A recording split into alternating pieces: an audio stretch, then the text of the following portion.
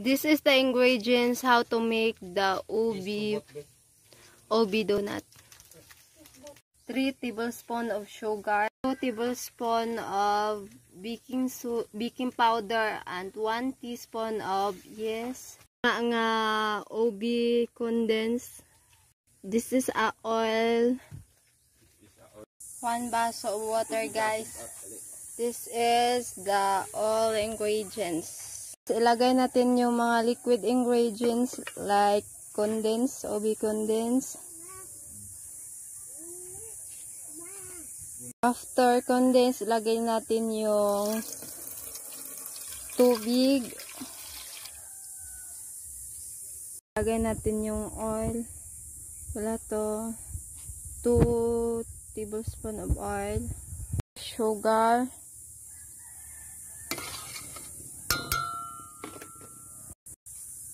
Next, yung baking powder. Ilagay na natin ang flour.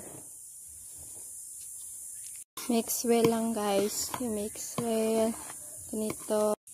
After ma-mix, guys, ito na yung hitsura ng ating OB donut. Ito na yung OB donut, guys. OB donut. Hindi lang perfect ang shape. At least okay lang yan. Nilagay na natin kaha, guys. Sa probinsya, ito yung mukha ng kaha. Hindi malinis. Pero malinis to. Lagyan natin oil. Natin sa kaha yung OB donut, guys. Lutuin natin yan. Guys, this is the finished product of OB donut. Tingnan natin, guys. Parang masarap tingnan. Ready to eat na ang OB donut, guys. Tingnan natin.